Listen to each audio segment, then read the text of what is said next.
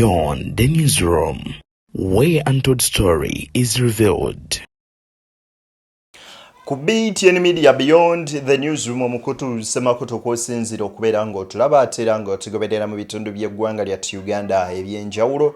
Nzedde niyo abatuusaako ensonga z'Ssemasonga. Dr. Sarah Bireete ate bw'atyo aleeteddwa mu kkooti n'asomerwa emisango omuli okusaasaanya ebyama bya gavumenti eby'akakiiko k'ebyokulonda nga talina lukusa oba nga taweereddwa lukusa. Era ono bw'atyo asindikidwa ku alimanda e Luzira kulungule weeks 2 nga tadda mu kkooti kuwulira kweyimirirwa kwe kuteereddwamu. Kaakati nno ye Dr. Miriam Atembe avuddeyo n'abaako ebigambo byayogera. Biki ebyo byayogedde akumye omuliro. His Excellency Robert Yagulanyi Ebuvanjuba nebugwanjuba ewaka wasigalawo ewasinga. Beyond the newsroom gwe mukutu ogukuleetera ekyo ekisinga katiranga naffe ng'oyita ku noti 771 44 53 68 ne noti 744 26 41 57 na bino bikulu tetulanga bafere tetulanga basawo ba kinnansi n'abagwa mu kkoowa eryo. Mwebale kutuwagira. Thank you. Robert Yagulanyi Sentamu Bobi Wine kyennaku nnyo nnyini ddala wuno atadde obubaka obulaga nti nga bwagudde mulukwe lwabo ababadde baagala okubeera nga ate bamuwamba nga okulonda tekunnaba. Bivuddewa sources zivaawa byonna mbikuleetedde ate mu video eno osobola okuba nga munywanyi obitegeera bulungi nnyo nnyini ddala. Yenzadde ninagambye dda ku deni exclusive tubeerayo nnyo kubanga tukuweereza kyokwoteeka ne wano ku BTN Media Beyond the newsroom. Kaakati nno njagala nzikirize nsooke nkuweekoko olabe embeera nga bwebadde mu kooti then ate nsobole okuwa anyway nzikiriza tusooke ne security alert ya His Excellency Robert Kyagulanyi Ssentamu. Bwati ku mukutu gwe ogwa X wagambye agent, I have learned from security circles of a plot by the desperate regime to have me arrested before polling day in order to create a pre-emptive massacre akin to what they did in November 2020. That way, they will be able to carry out massive arrests and abductions and get justification to deploy the military in every spot. Among other plans is for the brutal police officer called Bravo to provoke a confrontation in Mbale City or the neighboring districts so that they get the justification. The other plan is to deploy guns, dressed them in our party colors and project us as violent. We urge our people to remain peaceful and non-violent, but very assertive. Bobi Wine Robert Kyagulanyi Ssentamu Mitembo ng'ayita ku mukutu gwa X agambye nti kino kya bwangu nnyo nnyini ddala. Afunye obubaka okuva mu by'okwerinda nga bateekateeka okumukwata ng'olunaku lw'okulonda terunnatuuka. Era ng'ekigendererwa kya bino kwe kukwata Kyagulanyi asibwe munda bayolereko bannayuganda bangi babaggunde mu makomera kwoteeka n'okuwamba n'okutta abantu nga bwe bakikola mu Novemba oba mu Gw'ekkumi ogw'omwaka 2020. Ebyo byonna mubijjukira. N'agamba mu ngeri y'emu bw'etyo bano bonna bye bapulaninga kwe kuli n'okubeera nga bamutuusaako obulabe mu Mbale era nga waliwo police officer bamuyita Bravo nga yakulira bino byonna ebikolwa ebigenda mu maaso. Kyagulanyi Ssentamu agamba nti bano balina pulaani endala y'okwambaza agayaaya agavubuka gasobole okuba nga gambala ebiyunifoomu za NUP gakole obuvuyo basobole okubayita abantu abali abakozi b'akacyankalana abaaba obuvuyo eyo neebeere enkwaso eri ab'ebyokwerinda bano okutulugunya abantu okubasiba kw'oteeka n'okubatta. Agamba nti mbakubiriza okusigala nga muli bakkakkamu nga muli abantu abatakola buvuyo wabula mu byonna kye mbasaba musigale nga mutunula enkaliriza temuggyaawo maaso gammwe. Ebyo bigambo bya Robert Kyagulanyi Ssentamu Mitembo olunaku olwaleero. Ab'ebyokwerinda bino byonna bikolebwa era security alert Robert Kyagulanyi Ssentamu yagifulumiza himself olunaku olwaleero. Jjukira nti leero yazze mu bitundu by'Embale asobole okuba nga ate mwattu bw'atyo campaigninga. Kaakati kankuwe ku bya Dr. Sarah Bireete mu court bwe biti bwe bibadde. The prosecution too deserves a right to make a reply to the bail application, this being a case that has been brought to court by them. Prosecution is granted time to prepare a reply to this application. Application shall be revisited on the 21st of January 2026. The accused person will be kept on remand till then.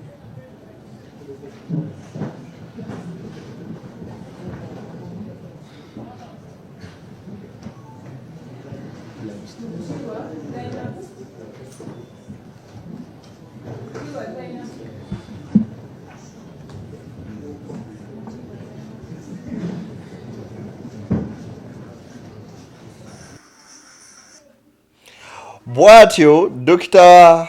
Sarah Bireete mu kkooti eyo omulamuzi ono gy'afiiridde n'ategeeza nti okusaba okw'okweyimirirwa okubadde kusabiddwa okuteereddwamu bajja kubeera nga bakutunulamu ng'ennaku z'omwezi 21. Bw'atyo n'amusindika ku alimanda paka ng'ennaku z'omwezi 21 omwezi ogwa January ow'omwaka 2026. Dr. Sarah Bireete ono alina vidiyo nnyingi zazzenga akola ezirimu ebigambo bingi byazayogera.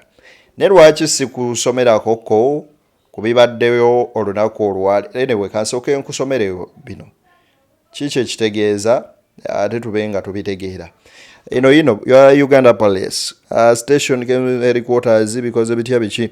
Anyway, Uganda versus Sarah Bireete.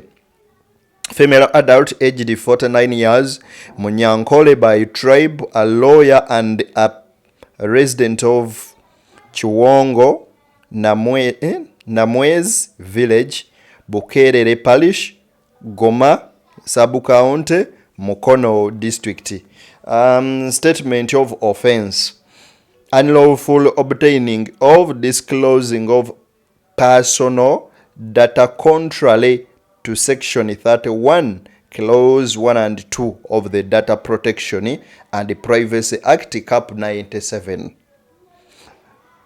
Particulars of offense. Sarah Bireete and the others still at large. Still at large. Between the month of January 2025 and December 2025 at various places within Uganda, including Kampala, Mukono, and Wakiso district, unlawfully obtained or disclosed data with national voters' information contrarily or processed by controlled or processed by the Electoral Commission without prior consent of the said Electoral Commission.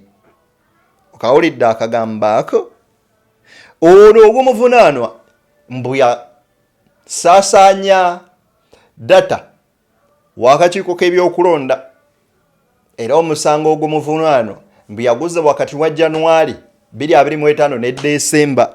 N'abalala bangi ke kagambo kano kowulidde. Sarah Bireete and others still at large. Ekitegeeza bw'owulira bayoddeyo nga 180 ojja mmanya nti anti others at large. The among others. Ne ku bino byonna so David Lewis Lubongo yabaddewo ku kooti kansooke mukuwe. nti register erimu multiple entries ogenda kusanga omuntu alimu emirundi 5 6 era kati kyekibatiisiza ekyo kakati information ebeera public tosobola kugamba nti ate tusharinze information oba abantu bali musharinga information gye batalina kusharinga ate nga mwe bennyini aba electoral commission mwaba bagituwa ne mugamba mujekenenye ate kati bannayuganda bwevuddeyo ne bagamba katujekenenye tulabe ebirimu ate ne mutandika obagamba nti bali mukusharinga information enkyamu ffe nga ba NUP mukirabye twawandikira ne justice byabakama owakakiiko k'ebyokulonda ne tumutegeeza bye twakazuula mu register eyo ne tumugamba tulabamu multiple entries tulabamu abantu osanga nga erinnya ly'omuntu lyerimu nga date of birth yemu naye nga omuntu ali ku polling station wano ku Old Kampala ate nga ali ku polling station na Kamocha ne tubuuza kisoboka kitya abantu kubanga basharinga erinnya date of birth naye nga bali ku polling stations 2 oba 3 kakati ebyo Dr. Sarah Bireete yabadde ayogerako Dr. Sarah Bireete abadde ayogera ku nsonga z'okugoba abantu polling station ekimenya amateeka n'ebirala bwe bityo so ye yatugambye nti amanyi bulungi nnyo nti ensonga ezimukwasa tuvumirira ebikolwa byonna byonna naye bannayuganda bamanyi nti byonna biraga katengo biraga nti bano tebalina kiddako tuvola batandise okukwata abantu baffe. Ebigambo ebyo bya David Lewis Lubongo yabaddeyo ku kooti era ng'ayogeddemuko ne omukyala kansu kuba naye munnamateeka mulamba Sarah Bireete ng'agamba nti aye Sarah Bireete agamba bino byonna byapa bye bamwogerako ekituufu ekimukwasizza kuba nti yavaayo mu lwatu n'abagamba nti ekyogoba abantu ku polling station takkiriziganya nakyo kubanga tekiri mu mateeka it's contrary ku mateeka tekirina wekigattira era ekyo nga buli omu akimanyi.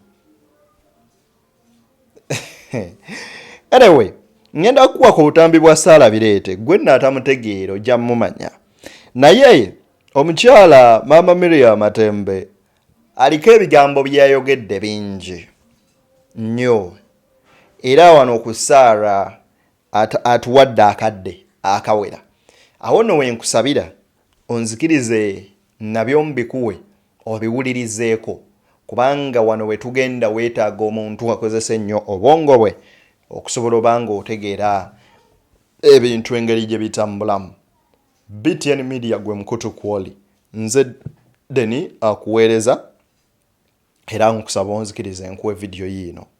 Sarah bamukwatidde bwereere Sarah Bireete bamukwatidde bwereere bamukwatidde okwogerako kwe nganze bwendi wano njogera tebaagala civil society boogere bamukutte nga bamutiisiza bwe bamukwata ne bamutiisa ne batamuwa na beyiro abalala bonna ba civil society n'abakazi okusingira ddala bajja kusirika bajja kuddamu kwogera naye balimba tujja kwogera kubanga oli yagambye sijja kumusumulula ku beyiro mukome wano 21 ng'elections ziwedde bwe nzija kukulira omusango gwammwe akakazi ako mukama nsonyi omanyi lwaki njogedde bwekyo we nakuggulako kababulire nze ndiroya nakola constitution ati I was central to the making of this constitution nga one of the 21 member nga CA delegate nga one of the legal and drafting committee manyi bye twateeka mu constitution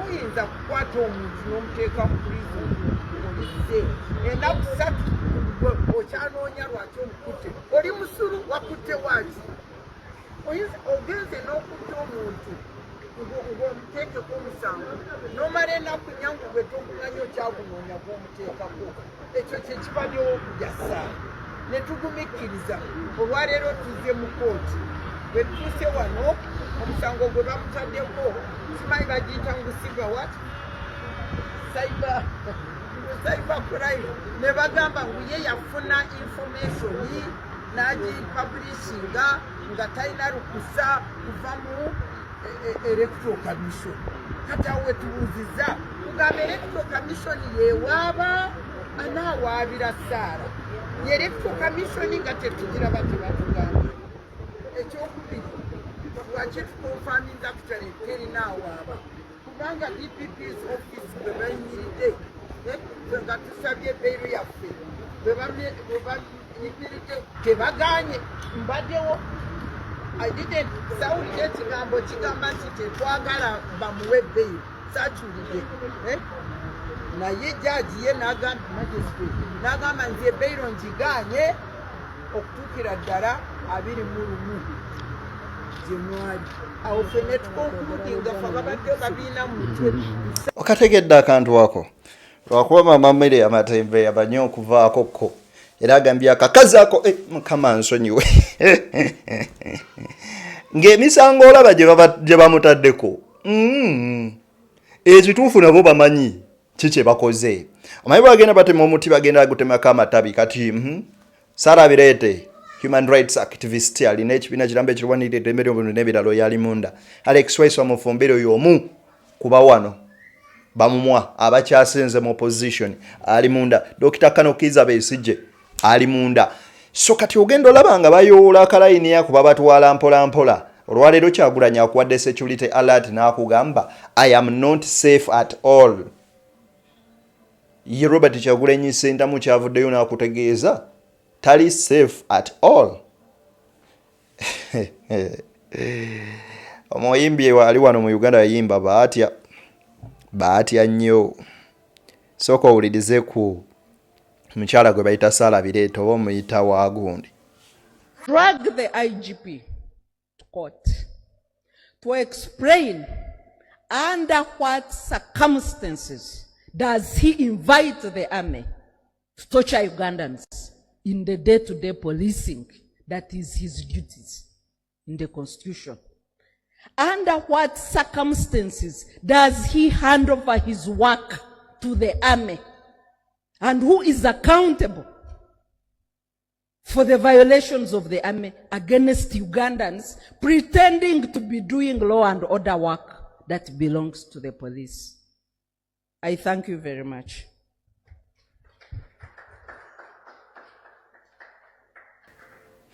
Awo yali questioning IGP. Soko owulirize tuddemu udamu owulirize. The IGP court to explain under what circumstances does he invite the army to torture Ugandans? Agamba nti muyite Inspector General of Police annyonnyole mu mbeera ki mwayitira amagye gajje gatulugunye bannansi.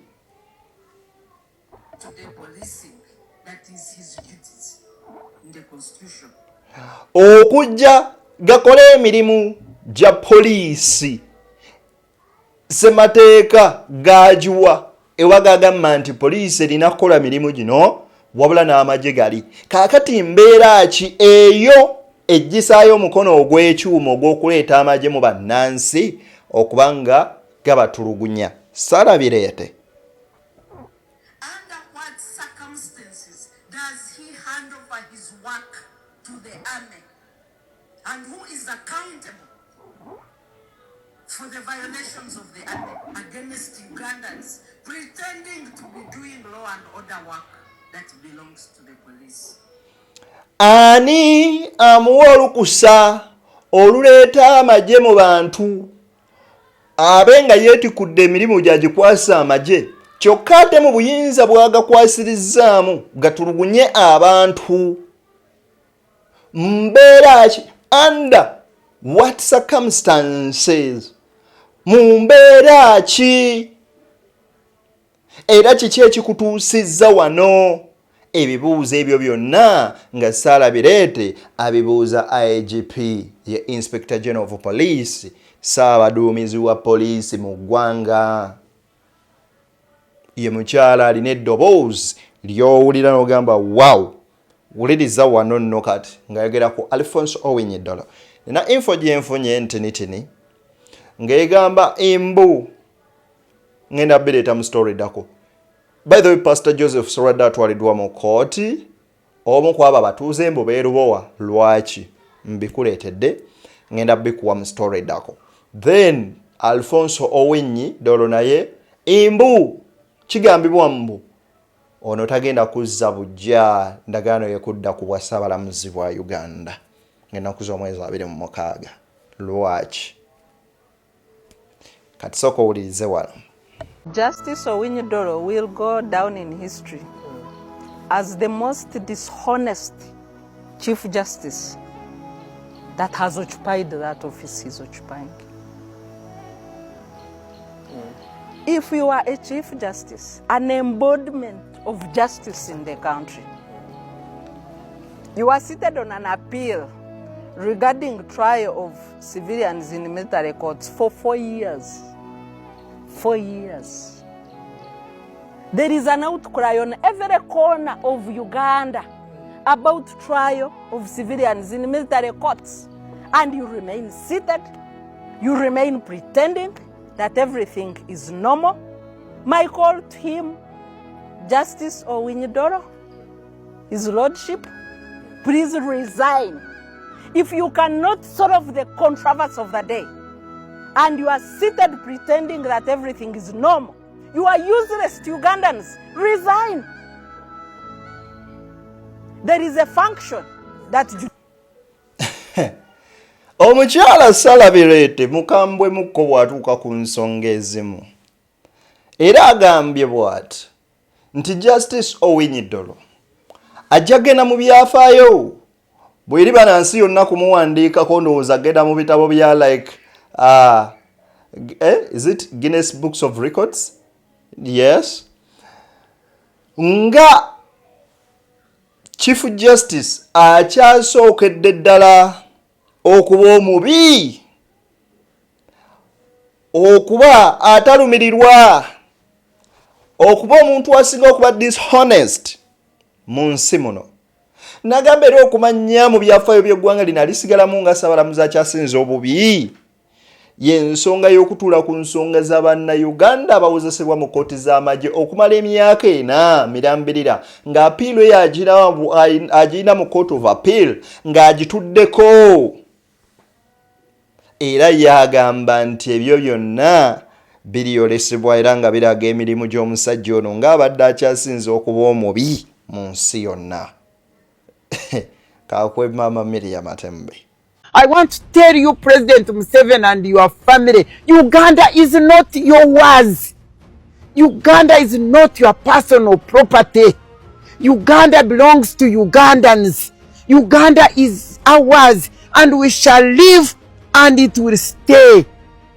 We come and go, but taking Uganda as your own personal property and taking everybody who believes in NRM as the only Ugandan, that is utter and total nonsense. And I will use that word. Really, God forgives me, because even God also in his words in the Bible, there are certain words he uses, and you think it's because, God can be an angry God, especially when you disturb. So when you see me angry for the good of Uganda, don't say I'm a sinner. I'm acting on behalf of God. I'm speaking on his behalf because he gave me a mouth like a sharpened sword, according to Jeremiah according to Isaiah chapter 49 verse 1 to 3. And let me tell you, the Gambia, stop this nonsense. Uganda si kya bugagga kyanjuyo oba kya famire yo nti bwofa ogenda nakyo kya busikaabo. Lekeraawo otulugunya bannansi. Omukyalo ndono mukambwemu. Okumanya mukambwemu banywanyi. Wendekayo kano mujja kunyiigira. Nkole ntya. Unzikirize enkome wano. Ebyo tubirinde mu vidiyo eddako. Beyond the newsroom, nze Deni akuweereza. Gwe mukutu semakotu kwoli. Nzikiriza nkwagaliza byonjagaliza ate era tusinkanenga guludde n'oyo akkiriza.